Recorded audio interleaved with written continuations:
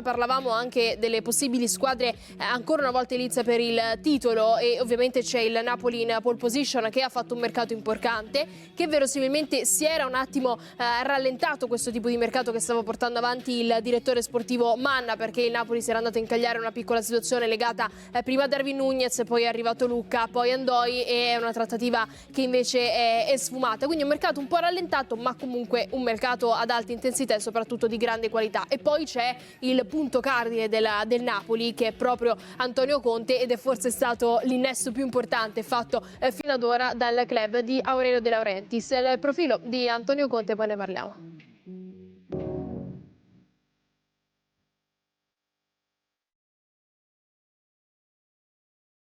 L'oro del calcio italiano in panchina, nome Antonio, cognome Conte, segni particolari, allenatore vincente. Il primo effetto dello scudetto è stato annunciato da France Football. Antonio Conte è stato candidato alla Cruyff 2025. Il premio assegnato al miglior allenatore d'Europa all'interno della grande cerimonia del pallone d'oro.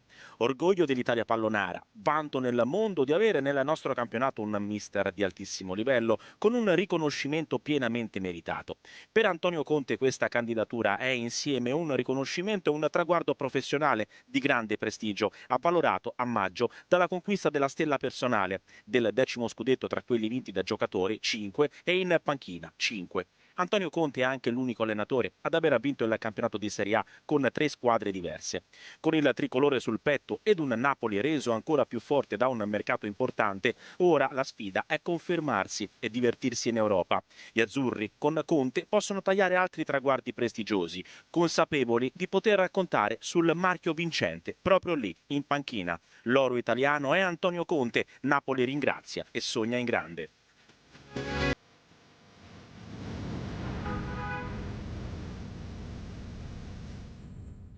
Vabbè dai, parole, musica del nostro Gabriele Schiavi, io l'ho fatto apposta, non è che tu dici ma mi ha mandato un servizio firmato da Gabriele Schiavi, perché? Perché ce l'ho in mia compagnia. Della e serie perché ce la cantiamo e ce la suoniamo da soli facciamo tutto esatto, noi, facciamo tutto noi, però altro. è giusto così, effettivamente Antonio Conte è l'oro di Napoli. Guarda, subito Matteo l'ha fatto...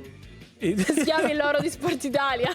Guarda, l'oro di Napoli, Antonio Conte con Lukaku e McTominay. Tra l'altro Lukaku ha detto attenzione ragazzi, io non sono morto, ci sono sempre, l'ha detto ieri. È vero. E Scott McTominay è stato il grande acquisto dell'anno scorso e qualcuno dice quest'anno De Bruyne ripercorrerà le stesse orme. No, vabbè, c'è anche Napoli... una certa somiglianza. Sì, l'oro di Napoli è Antonio Conte, assolutamente, lo dico più volte perché qualcuno dice attenzione perché poi l'allenatore non fa la differenza. No, Antonio Conte fa la differenza. Perché sì. Antonio Conte è un vincente, Antonio Conte ha preso il Napoli, lo ha ribaltato completamente dopo un'annata molto complicata l'anno prima con 3 allenatori cambiati, nonostante le difficoltà, perché poi ovviamente lui a gennaio voleva un mercato di un certo tipo, voleva rinforzi, non sono arrivati e Antonio Conte con quello che ha avuto a disposizione è riuscito a prendersi lo scudetto in un testa a testa con l'Inter. Poi l'Inter ha avuto comunque le sue difficoltà, sul più bello si è persa, il Napoli invece sul più bello ha accelerato e alla fine ha centrato lo scudetto. Perché abbiamo detto l'oro di Napoli? Perché Antonio Conte entra tra i 5 migliori allenatori a livello mondiale nel 2025. Ieri è stata stilata un po' la lista che prevede 30 del pallone d'oro, dove c'è solo un italiano che è Gigio Donnarumma, che tanto anche è un candidato a vincere il pallone d'oro, assieme ad altri giocatori probabilmente del Paris Saint-Germain come Dembélé, e con l'incognita o l'outsider sempre vigile che è Lamine Yamal.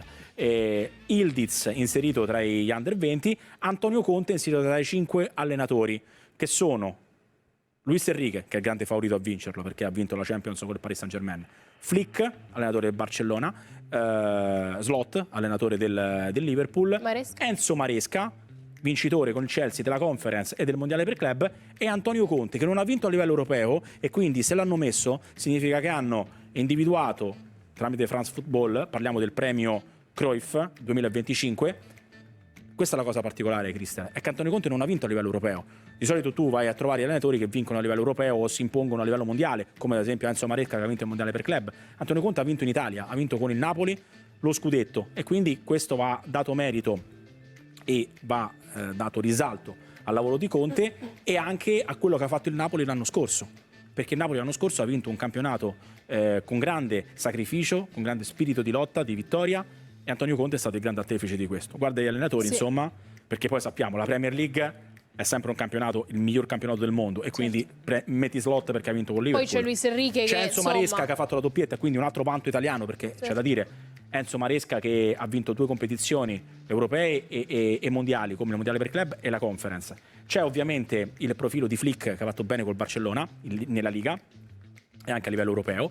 C'è Luis Enrique che per me è il grande favorito.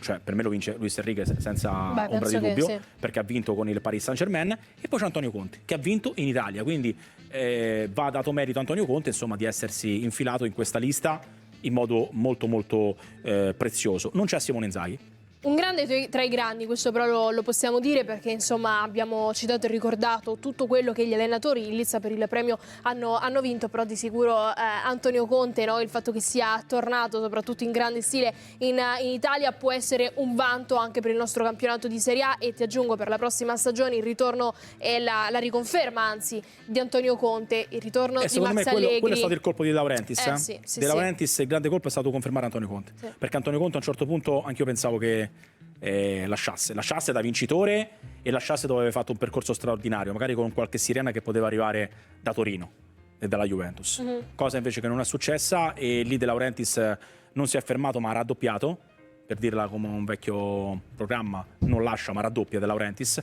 e raddoppia anche Antonio Conte. E adesso la grande sfida per me è una, e l'ho detto Lukaku, infatti per questo abbiamo messo Lukaku ieri ha detto in una lunga intervista: adesso ci divertiamo in Europa. E la sfida è quella, capire se questo Napoli e questo Antonio Conte può diventare grande anche in Europa. Sfatare anche il mito, ti aggiungo, perché poi abbiamo parlato di Antonio Conte, no? Grandissimo nel gestire il campionato anche nella scorsa stagione, però qualcuno già si chiede: ma adesso riuscirà anche a gestire l'impegno delle tante partite in Champions League? E secondo me anche è una sorta di sfida personale dello stesso allenatore come del Napoli, perché l'ultima volta in Champions per il Napoli, poi con Luciano Spalletti, ci ha divertito non solo in campionato, perché poi è stato un Napoli incredibile, ma anche però lì. guarda che squadra che ha fatto Conte. Sì. Cioè, guarda il Napoli di Conte che ha 2 squadre. Secondo me con queste 2 squadre puoi ragionare sul doppio binario. L'anno scorso no, perché l'anno scorso avevi a malapena l'11 base per poter arrivare fino in fondo, e ci sei arrivato fino in fondo con tanto sudore e tanto sacrificio, vincendo lo scudetto. Quest'anno no, già partendo dai portieri. Cioè quest'anno hai 2 portieri di grande valore, sono 2 primi portieri, che sono Milinkovic-Savic e Meret. La batteria degli attaccanti, se dovesse mantenere anche Raspadori, tu hai preso un giocatore come Lang, hai già Neres che è tornato a grandissimi livelli, hai Politano, hai Raspadori già in organico, hai preso un giocatore come De Bruyne. Tant'è stamattina, ragionando anche, sempre analizzando i 8 punti quotidiani, qualche quotidiano diceva: attenzione, Conte sta ragionando su questo, tenere una mediana che diventerebbe una mediana stratosferica. Ovvio che poi rinuncia a qualcosa in attacco, però lui penserebbe anche a una mediana con Lobotka, Anghissà, McTominay e De Bruyne. Che voglio dire? Che è una cosa spaventosa. È ovvio che perdi qualcosa in avanti, però attenzione, perché una situazione del genere può anche starci magari in un 4-2-3-1, quindi in ogni caso comunque hai 4 centrocampisti di primissimo livello. In attacco hai preso l'alter ego di Lukaku, che è Lorenzo Lucca. Certo, Lukaku, adesso ti sistemi, perché a centrocampo prenderai un altro ragazzo, o Miretti o Fabian, prendi l'esterno Gutierrez, cosa praticamente fatta, vai a tutta su Wallu e prendi anche Wallu probabilmente. C'è il discorso poi uscite, perché bisogna capire se arriva l'offerta forte per Raspadori, se parte o meno, altrimenti Raspadori comunque è una risorsa che hai in casa. E il Napoli ha fatto. E il Napoli comunque è una squadra che ad oggi per me può competere su tutti e due binari, e parliamo di Champions e campionato. Senza dimenticare poi anche gli altri nomi che verosimilmente arriveranno dal mercato, perché poi insomma tu prima mi hai citato Raspadori, ed è un profilo che insomma va capito se ci sarà o non ci sarà la successione, però ci sono gli altri nomi che il Napoli in questo momento sta trattando. Uno è quello di Wallu Sanchez, ne parliamo da diversi giorni, e l'altro ovviamente quello di Gutierrez. Vedremo se nel fine settimana, visto che Girone e Napoli si incontreranno per l'amichevole, magari si arriverà ad una conclusione su quello. Sai che è un altro discorso, Cristal, che sembra secondario, però poi diventa importante nelle dinamiche di mercato. Non ha problemi il Napoli nel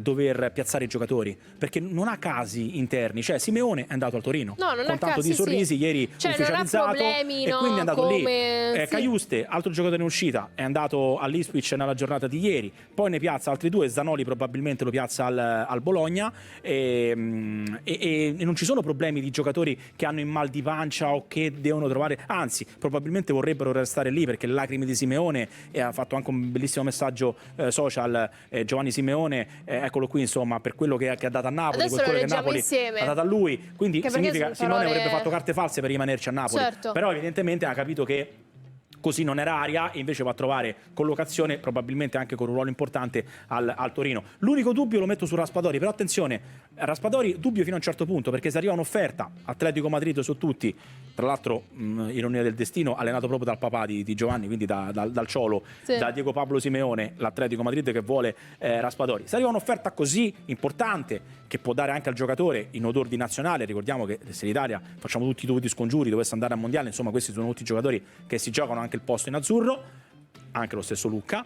E Raspadori, se dovesse arrivare questa offerta, ok, l'ipotesi, ma se dovesse rimanere Raspadori è un giocatore importante nelle rotazioni che avrà Conte, come è stato importante anche nella parte finale dello scorso campionato. Quindi nel Napoli non ci sono casi, non c'è il giocatore con mal di pancia, cioè tutti vogliono stare a Napoli, tutti vogliono stare con Conte e tutti vogliono giocarsi la Champions con il Napoli, quindi questo è un altro fattore che per me è molto importante nelle dinamiche di mercato tra uscite ed entrate. Ci fate leggere di nuovo il post di Simeone, perché poi l'abbiamo visto con tutte le immagini a scorrimento nel ricordo anche dei migliori momenti al Napoli, però spesso parole importanti. Cara Napoli, non sapete quanto sia difficile per me scrivere questo messaggio, ho provato tante volte a pensare cosa e come scrivermi, ma mi è difficile, sono stati giorni difficili, io voglio solo ringraziarvi per tutto quello che avete fatto per me, dal primo giorno ho sentito il vostro supporto e il vostro calore, ho solo cercato di restituire tutto quello che voi avete fatto per me, adesso capisco, perché quando mi dicevano a Napoli piangi 2 volte, sì, avevate ragione, però io non me ne sono andato, perché io ho lasciato amici, ricordi e storia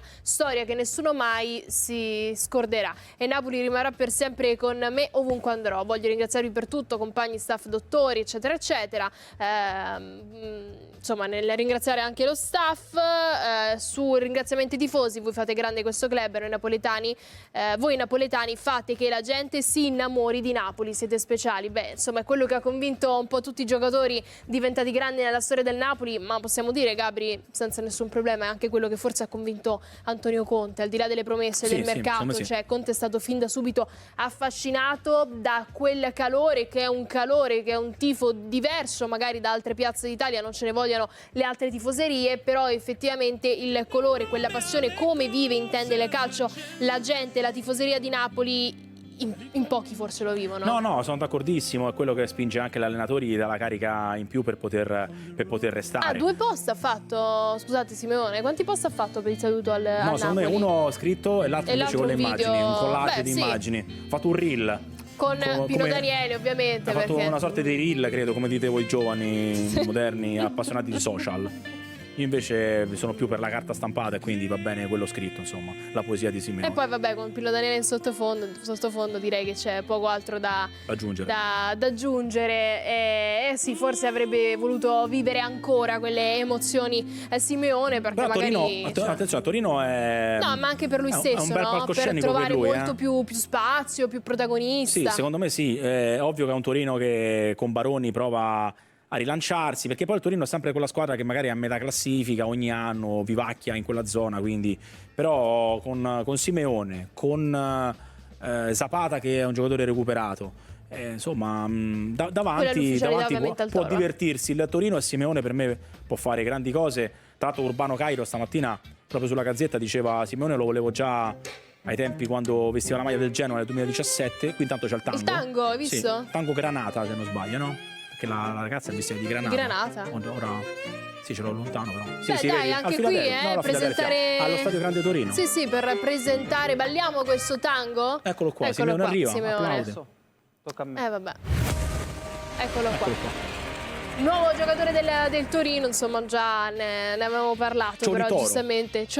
Ciolitoro. Vabbè, ma tu stai sfornando i titoli così, ti manca fare dei titoli? Te li faccio espressi. Ma perché non li hai fatti in questi giorni, scusa? No, voglio sapere, nel senso, tutti i giorni vediamo i titoli oggi. C'è anche una componente grafica, no? Ah, c'è una componente. Abbiamo scoperto che Matteo Facecchia riesce a fare la componente grafica, eccetera. Mi ha creato un bel precedente. Ragazzi, cioè, voglio dire, adesso no, poi parliamo alle prese con altre cose. Dobbiamo parlare sinceramente con i nostri telespettatori. Siamo al 8 di agosto, cioè anche periodo di ferie, come potete ben immaginare, visto che Gabriele Schiavi da oggi prende parte e se ne va, anche magari un pacchetto grafico è in ferie. Salutiamo il nostro Demetrio sì, in tutto ciò. Esatto. Vabbè, comunque, anche seppur sempre l'8 di agosto. Abbiamo 7 minuti ancora in nostra e in vostra compagnia. Ragazzi, oggi vi porto 2 notizie che stanno letteralmente scuotendo l'universo Napoli. 2 storie che si intrecciano in questa caldissima estate di mercato. Da una parte l'arrivo di un nuovo rinforzo già pronto a vestire l'azzurro, dall'altra l'addio di un giocatore che in questi anni ha lasciato il segno. È il classico mix di emozioni che solo il calciomercato sa dare: entusiasmo per ciò che arriva, malinconia per ciò che se ne va, ma con una certezza assoluta. Il Napoli sta lavorando per rimanere ai vertici.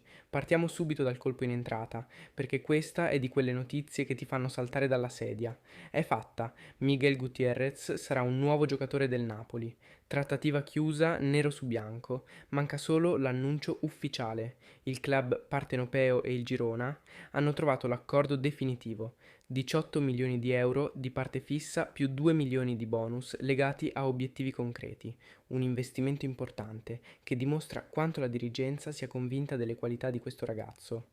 Fino a poche ore fa molti pensavano che tutto sarebbe stato rimandato dopo l'amichevole di domani proprio contro il Girona. Si parlava di una trattativa ancora da limare, di dettagli da discutere faccia a faccia, e invece il Napoli ha deciso di accelerare, bruciando le tappe. L'esperto di mercato Fabrizio Romano ha lanciato il suo famoso "Here we go" sui social e, per i tifosi, quello è stato come il fischio finale di una partita vinta. Gutiérrez è un profilo giovane, ma già con esperienza internazionale. Terzino sinistro moderno, rapido, intelligente tatticamente, bravo sia a spingere che a difendere. Un giocatore che in Spagna hanno imparato ad apprezzare per costanza e personalità e che ora avrà la chance di crescere sotto la guida di un allenatore come Antonio Conte. Per il tecnico salentino, la fascia sinistra è sempre stata una zona cruciale nel suo gioco e l'arrivo di Gutiérrez apre a nuove soluzioni offensive e difensive. Ma mentre un volto nuovo si prepara a sbarcare a Castel di Sangro, c'è un volto conosciuto che si prepara a salutare. Giacomo Raspadori è ormai a un passo dall'Atletico Madrid. L'accordo tra le parti è praticamente definito: 22 milioni di euro di base fissa, 3 milioni in caso di qualificazione Champions e un ulteriore milione legato a obiettivi facilmente raggiungibili. Alfredo Pedullà lo conferma.